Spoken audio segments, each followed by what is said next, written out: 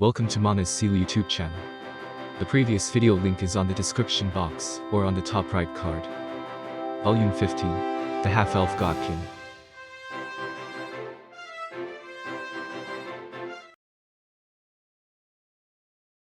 There's no problem with someone saying that they can't do something, but they should also suggest how they could work towards being able to do it. A floor guardian cannot be permitted to say that they are unable to do something supreme being expected of them, and end their words with that. Ainz groaned inside. He couldn't say that Albedo was wrong. What Mare said was certainly not good, from that point of view. Ainz-sama, I think Albedo is right. Mare should retract his words. Or said coldly. Being scolded by his own sister, Mare let out some pitiable sounds. As a floor guardian, stop. Ainz shouted angrily to stop Albedo from continuing on. Of course, it was just an act, he was not really angry.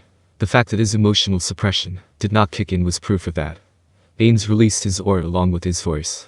He had just used the aura's visual effect to take control of the conversation, not to debuff others.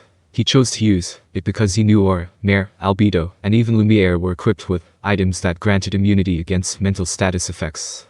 He didn't know what Albedo would have said if he let her continue. Maybe she would have gently explained it to Mare later, but as long as there was a chance that it could result in their relationship breaking down, Ainz could not stand aside. Mare. What Albedo said is reasonable. If you express your inability to do something, you should also suggest ways to remedy it. Please forgive me. Be that as it may, Albedo. Don't you think there is a problem with a superior who forces their subordinates into doing something they are unable to?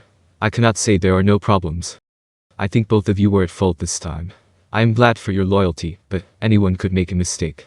You have to be gentle in correcting them the first time around, so that they won't hide their mistakes or repeat them. Honestly, Albedo was just too loyal and too able, so she tended to be hard on others. He thought the only reason it didn't cause any major problems up till this point was because he rejected most of her suggestions on how to deal with others. If Albedo ever received full authority, it would probably end in wide-scale purges. Although I think that's a groundless fear, maybe. Yes. I felt like I was a bit too angry as well. Forgive me, Mare. No, there's no need. Albedo-san was right. I was in the wrong. I'm terribly sorry. After they bowed to each other, with Mare taking a deeper bow from the waist, this incident could be considered resolved for now. So, where were we at? That's right.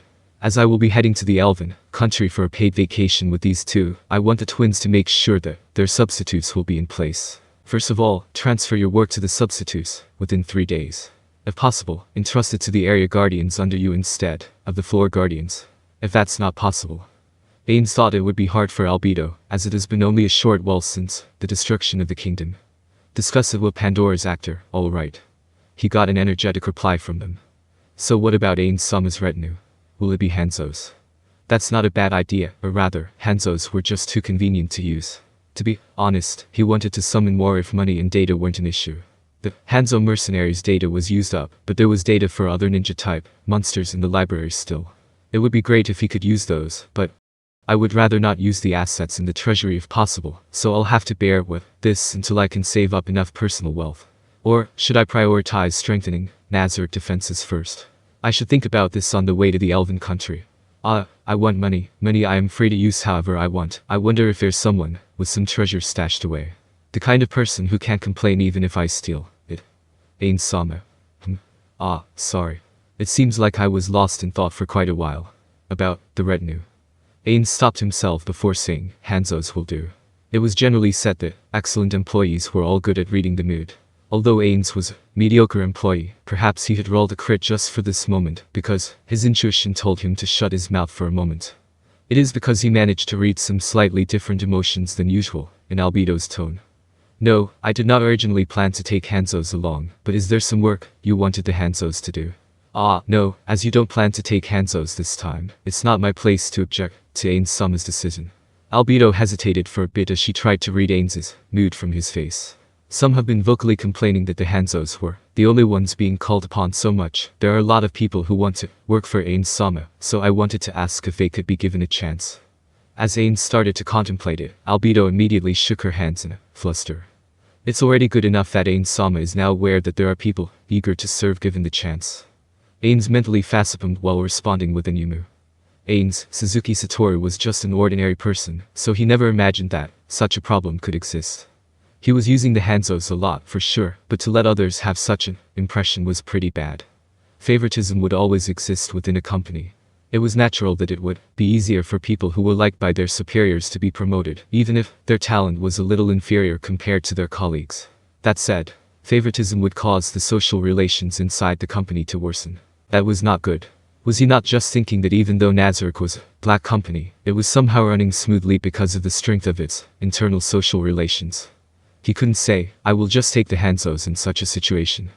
Well, let's just decide the retinue later. No, we should at least inform them, soon. It'll be interesting to see who I choose and how you prepare, so that my choice wouldn't matter, don't you think? Ainz gave a smile, while feeling entirely different in his heart. Albedo bowed her head with an expression that said, I see. As expected of Ainz-sama. Understood. I will immediately inform all the denizens of Nazarick. Yumu. I am relying on you. Ainz stood up and left the room with only Lumiere following him.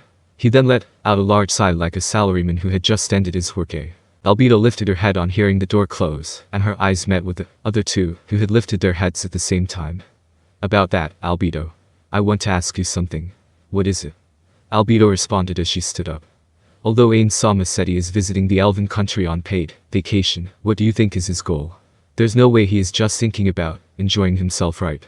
Of course. Is that so? The supreme ruler of Nazarick, Ainz was a wise king whose every single move might contain many meanings behind it. One should think there were at least 3 goals behind each of them. One's position as a king was not a thing to be taken lightly. It's not like a coat that one could don and off according to their mood. Even if he said that he was on vacation, even if the other countries believed it, he was still the illustrious king of the Sorcerer Kingdom at the end of the day. Each and every movement of his could be thought of as having the Sorcerer Kingdom's agenda behind them. Any idiot could understand that. Therefore, it stood to reason that there was another meaning hidden in his act of taking a paid vacation to the elven country. Then what do you think Ainz-sama's goal is? As he mentioned, improving the organization was probably a part of it, but collecting intel is probably the main goal. Albedo said as she pondered. I think Demiurge could probably give a better answer. The theocracy should be deploying a large-scale offensive against the elven country right about now. I mean that theocracy. Information regarding the theocracy was circulated around Nazarick, so there was no need to explain the fundamentals. Yes. After finding out that their hypothetical enemy, the Sorcerer Kingdom, has entered into conflict with the kingdom, they would naturally try to finish their war with the elves once and for all. Because it would be bad to fight on 2 fronts, right? That's right. Although the theocracy is not at war with us right now, considering the future situation, it's best not to divide their forces between the northern and the southern fronts. In that case, it's highly likely that they are moving out a large force to attack the elven country. It's hard to think they will have peace talks at this point, but I am not sure. For Albedo, it was not a problem if the elven country was destroyed by the theocracy. On the contrary, it was even better for them if the theocracy enslaved the elves, so that they could gain the great casus belli to liberate the elves. That could increase the amount of options they had against the theocracy. But it seems like their master thought differently of the situation. Perhaps he was going there because he wanted to gain more information before making a decision. Demiurge would have probably answered with certainty if he was here. Albedo had a leg up over Demiurge when it came to internal affairs, but she had to concede to him on military issues. She had always lost to Demiurge in that subject. While this thought formed in her head, she tilted her head, wondering why Demiurge was so silent regarding this matter. Is Demiurge making moves while keeping it a secret from us? Is he planning something by collecting intel on the situation within the elven country secretly? I don't think that's the case though. As Demiurge often worked outside of Nazarick, he received more discretionary powers compared to the other floor guardians. Or rather, it was more accurate to say that the other guardians didn't use their privileges as much. That said, he always described the information collected and his actions in very detailed reports, which always ended up being hefty and a bother to read to their master, which passed through her. That was why Albedo believed that he couldn't be up to something without her noticing it, since she didn't receive any reports regarding the elven country. Considering Demiurge's personality, it's unlikely that he was hiding things. He probably just didn't get around to doing it yet. However, the truth was she couldn't be completely sure about it. She should probably go and meet him immediately after leaving this place. No, she should summon him over. She shouldn't have the talk in his domain, but if she had her subordinates wait at their side during their talk, it was likely that Demiurge would try to sound out her intentions. But if he was to bring his devils along, no, would he even take such short-sighted actions? Is he doubting me? He hasn't made a move yet, so the problem is, are we going to fight the theocracy? Ah, yes, about that. We don't know if it will happen.